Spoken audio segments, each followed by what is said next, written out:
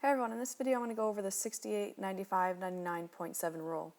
What this rule talks about is the area underneath the bell curve. What that means is that the bell curve can be shaded, as you can see right here. And when you shade a certain portion of it, it shades a percentage of that bell curve.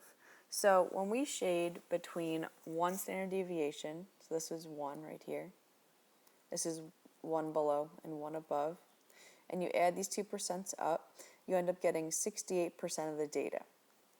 When you do 2 standard deviations, 2 below and 2 above, positive 2, you would add these up, and you end up getting 95% about, roughly. And then if you had 3 standard deviations above and below, remember it all has to do with above and below the mean, x bar right here, and you add up all these numbers here, you end up getting 99.7%. So that means that between 1 standard deviation above and below the mean, you'd have 68% of the data. Between 2 standard deviations below and above the mean, there's your mean, x bar right here, you'd have about 95% of the data. And when you have 3 standard deviations below and above the mean, you'd have about 99% of the data. Okay? So this is very useful because if you wanted to know the percentage of people or things that behave a certain way, the bell curve will tell you that shaded area.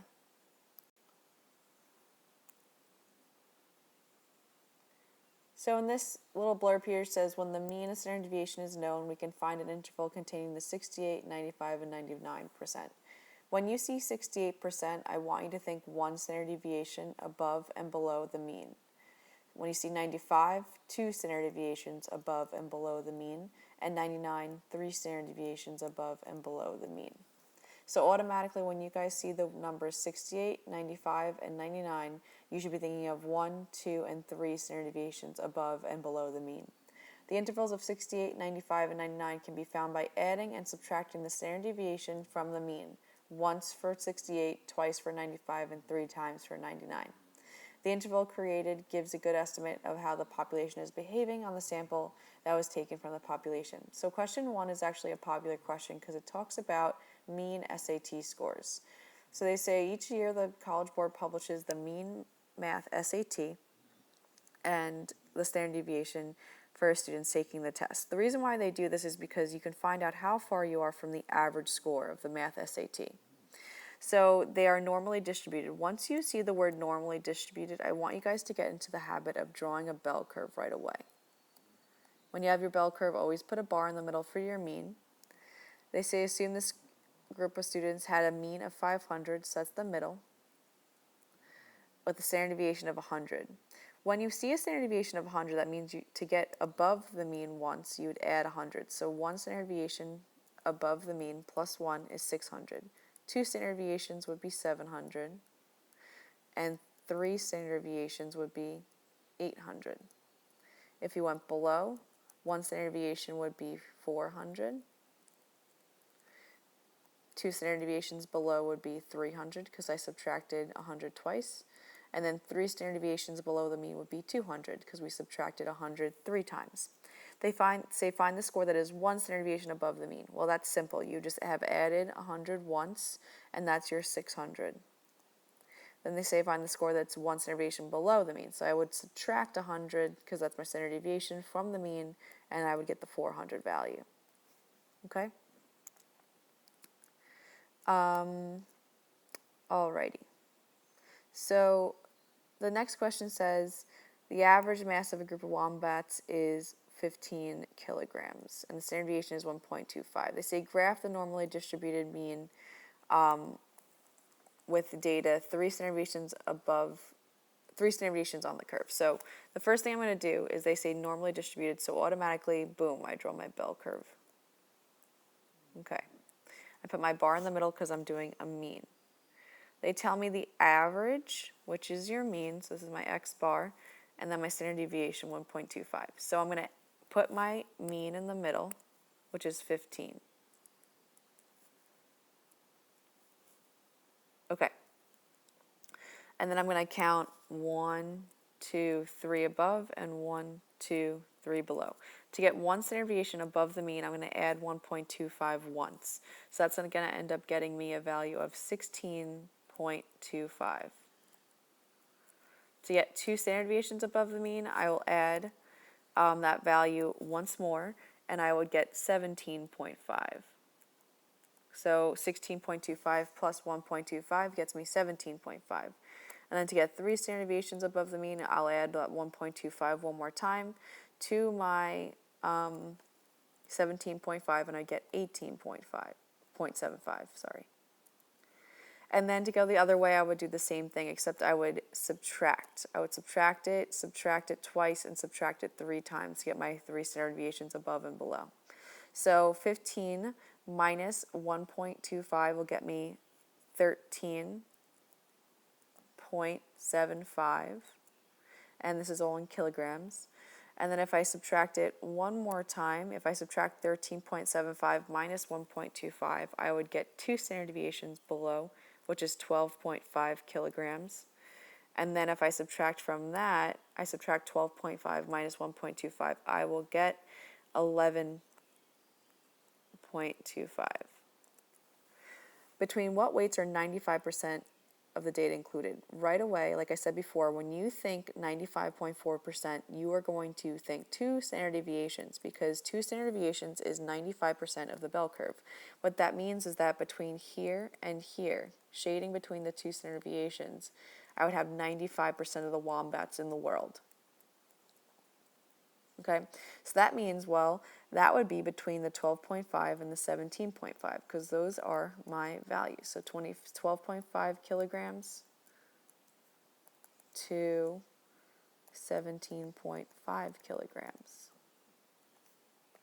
So this area underneath the bell curve, the area where we shade under the bell curve, is really important to find, because you can find a percent of people, things that behave a certain way between certain values. So the way that we find this, the easiest way, is by using these steps with our calculator. So I put a calculator up here. This is the free version. Unfortunately, the free version does not have the commands that I need, but you guys have your calculators at home, so you can use that. So the first thing you would do is press second vars. So you would go second right here, and then vars, which is right here. When you press second vars, you will see this pop up. You want to choose the command normal CDF, okay? That's a cumulative distribution function. Cumulative means you would add up all those percents that we added in the first slide and also in Miss Tribby's video to get a percent. But normal CDF does it for you in the calculator and makes your life much easier. So you're going to do, most of you have the new version, so you're going to just do lower bound, the value that you want, upper bound, the value that you want, the mean, and standard deviation. The mean, you might see this symbol, mu, and the standard deviation, you might see this symbol, sigma. Okay? So that's all you really have to do. Once you see the word normally distributed, you can use this. So in approximately 1,500,000 students took the SAT. The mean SAT score was 500, so this is my mean.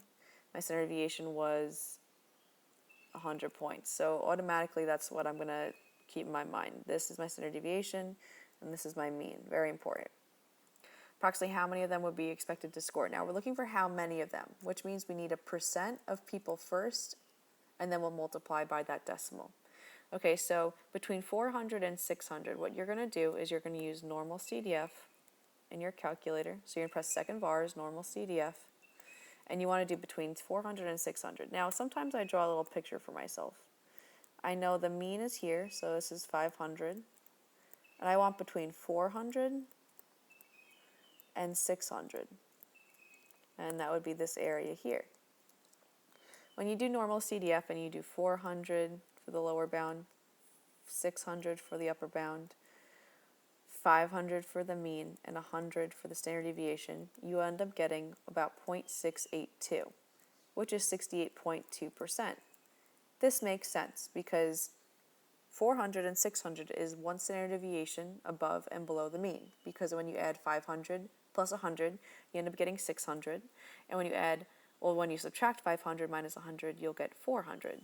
Okay, so this makes sense to be 0.682 because that is the rule. 68% of the data is one standard deviation above and below the mean.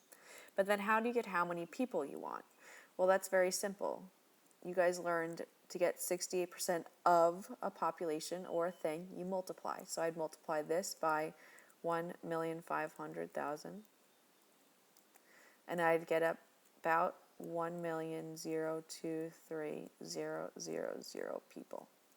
Oops. Okay. So that's the answer to letter A. So that's how you do between, very easy, you just put the two things there. When you do above 750 though, that's a little bit different. So again, I usually draw my bell curve just so I know where the mean is. So put my mean in the middle, 500, and then I'll put my 750 above here somewhere. And I want to go above 750. So let me just write this neater. 750, okay, and I'm going to shade above. Okay, now when you do above on the calculator, what you have to do is the same command. So you go to second vars, normal CDF. Now your lower is going to be 750 because that's the lower of where I shaded. But the upper is going to be something very extreme. So you could do like 1,000,000, 1,000, something really above 750. I usually just type 9999999 like a bunch of times, like ridiculous amount of times, because that kind of like mimics infinity in statistics. And then the mean would be 500 and our standard deviation would be 100. When you do that, you would get about 0.6% of the data. So if I do 0.006, because I move this over 1, 2 twice, that looks really bad, 0.006 times 1,500,000.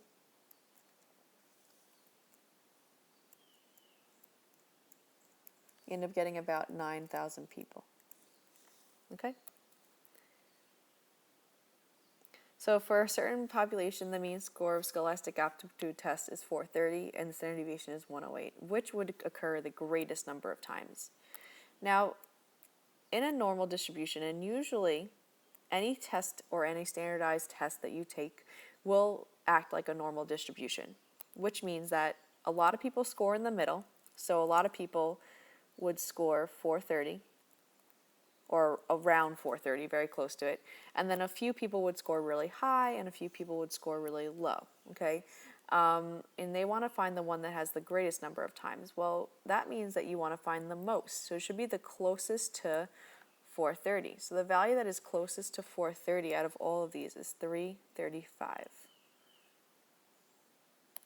The last question I'm going to go over is this one. It says, a student with a score of 322 does as well or better than what percent of the population? So I draw my normal curve. This is kind of rough looking. So I draw my normal curve just to give myself an estimate, like a visual.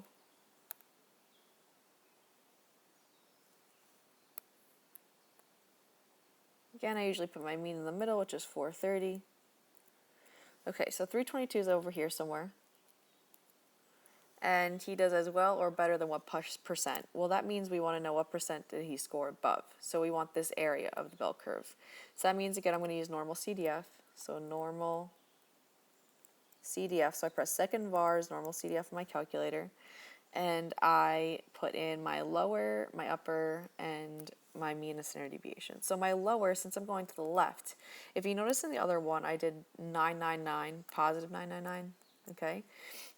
So usually I just do negative 9999999, like a bunch of nines, like a ridiculous amount in my calculator, dot, dot, dot. Okay, that's my lower, and then my upper would be 322. Then my mean is the 430, and my standard deviation is 108. And when I type that into my calculator, it gives me about 16%. So I hope this helps you guys. Again, remember, one standard deviation is 68%, 2 is 95%, and 3 is 99% of the data.